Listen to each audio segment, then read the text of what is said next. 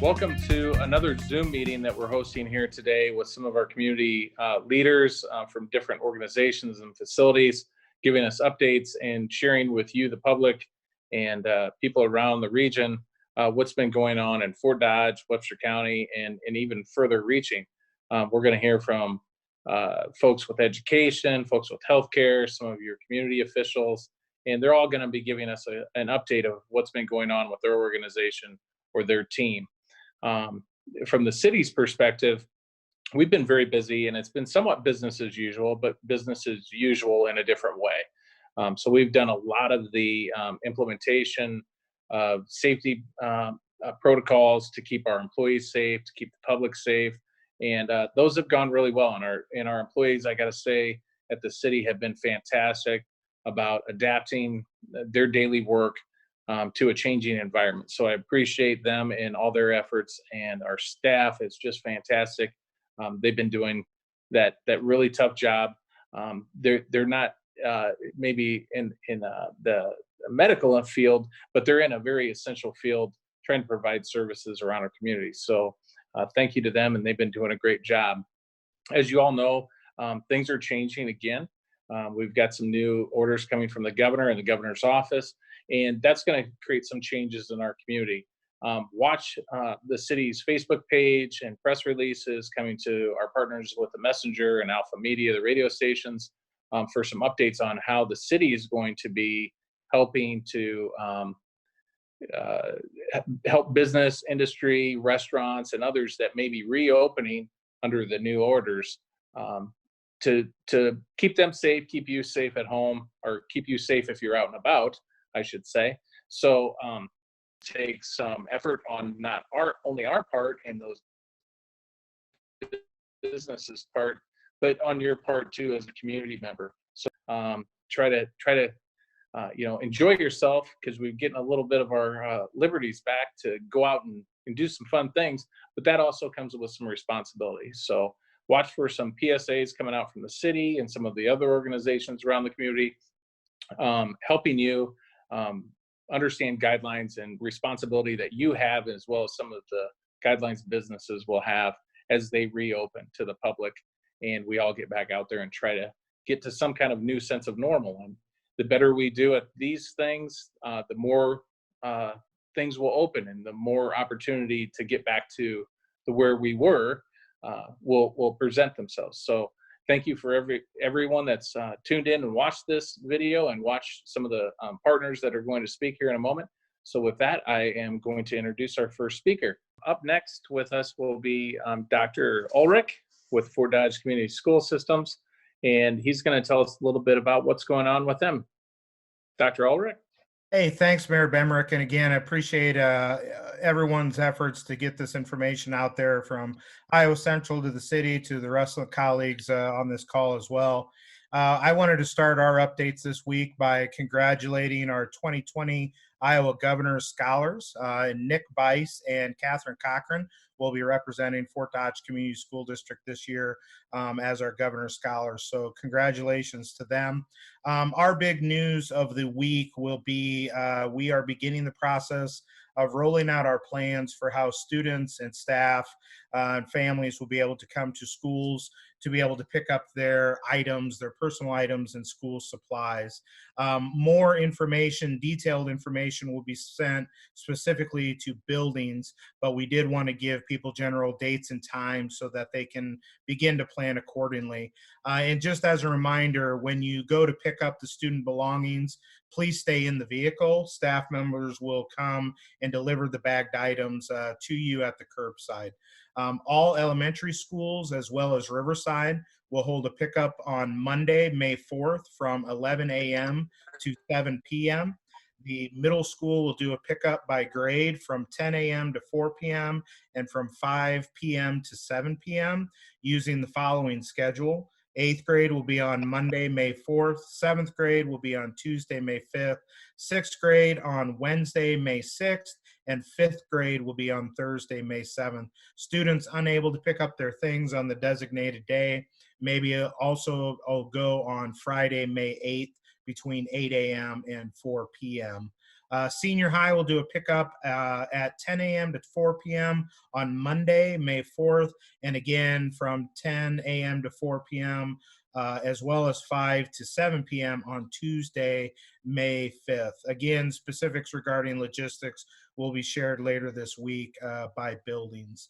But we feel we are approaching the safe spot to be able to get our student supplies out.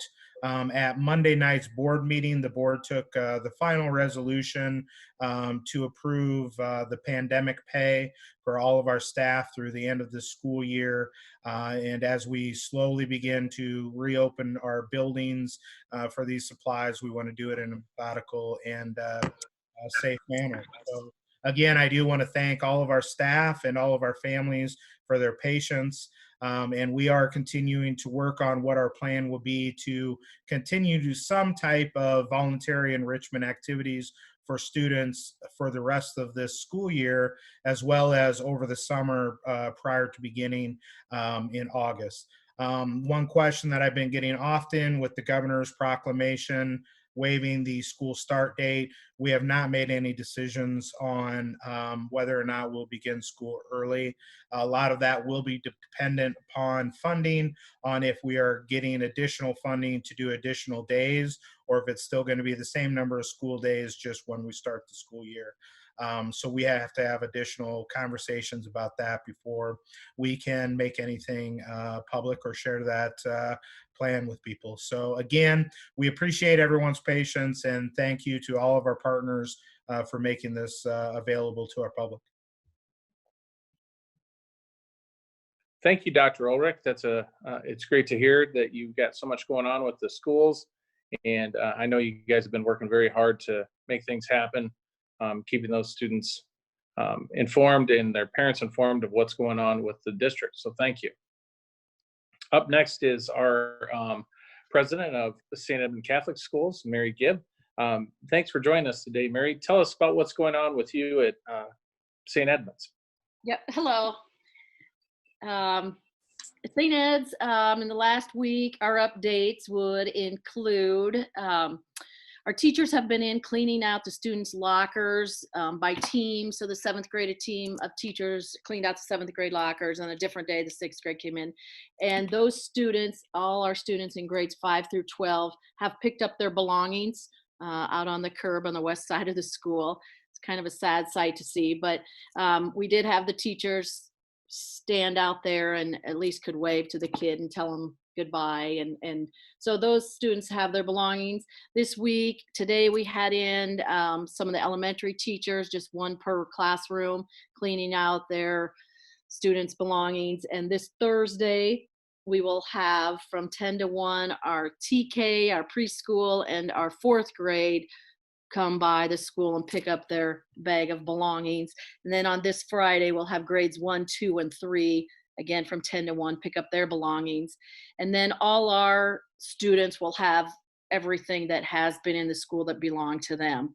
So our custodians will start their summer cleaning and already have. So we're a little ahead of schedule on that.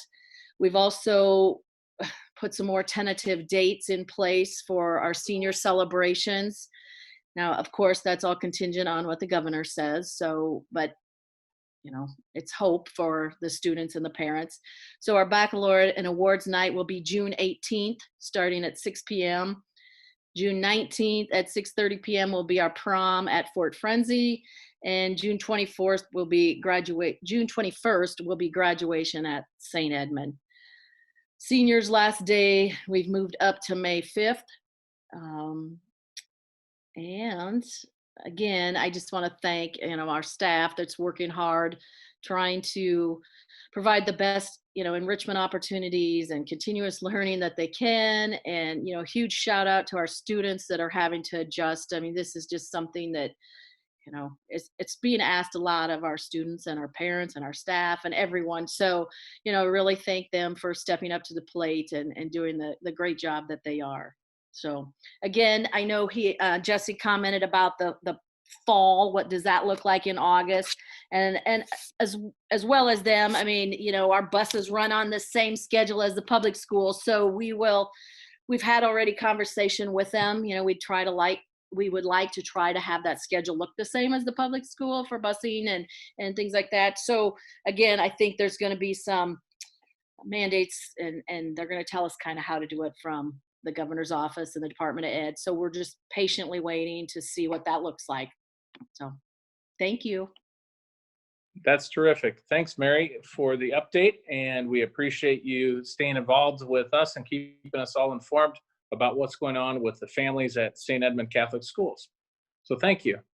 Dr. Kenny, who always has plenty of good information for us, is also with us today. Dr. Kenny, could you share what's going on with Iowa Central, your students, your staff, and your faculty? Thanks, Mayor. Great seeing everybody again today. Really, this has been amazing. I think you really have to step back and look at our faculty and staff and what they've done. We're 2 weeks out. We got one more week of class and we start our finals week. So we're excited to get this semester wrapped up for these students because this was all new learning environment for them. But again, it was unfortunately the way we had to end this semester. We are excited to announce that on May 22nd, we're going to do our virtual graduation. We talked about and looked at a live graduation, but unfortunately, we have so many students that are from all over the state and really all over the nation and world would have to come back for that. So we decided on a virtual.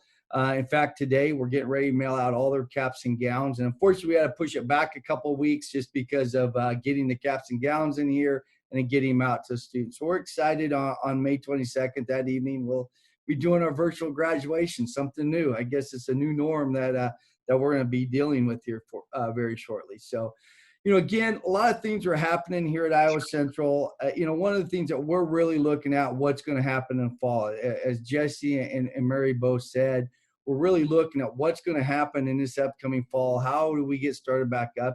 And honestly, our team is already starting to talk about that. How do we get our campus opened back up and get back to that? But we're taking a lot of guidance and staying pretty close to what the CDC says, and then definitely with the governor of Iowa as she starts reopening the state, how that's going to look for us. We couldn't tell you now exactly what it's going to look like, but we hope to get our faculty, our staff back on campus sometime during the summer, and then definitely have our students in the fall. That's our plan as we move forward. So as everybody said, it's been a great team effort, I think, here in our county and what we've done. And, Iowa Central continue to support that and definitely support the learners and the market. I mean, the business world. I know, later you're going to hear from Leah, and, they're still needing nurses. So we got to continue how to graduate them, keep them going, getting them trained and moving forward. So we're excited to get back to normal. This campus is not fun without students or faculty or staff on it. So thanks for having me on today. Well, thank you, Dr. Kenny, for the update. I appreciate it very much. Listeners do. It's great to hear. And I know you guys have been very busy doing things that have reaches not only here locally, but across the state. So thank you, Dr. Kenny.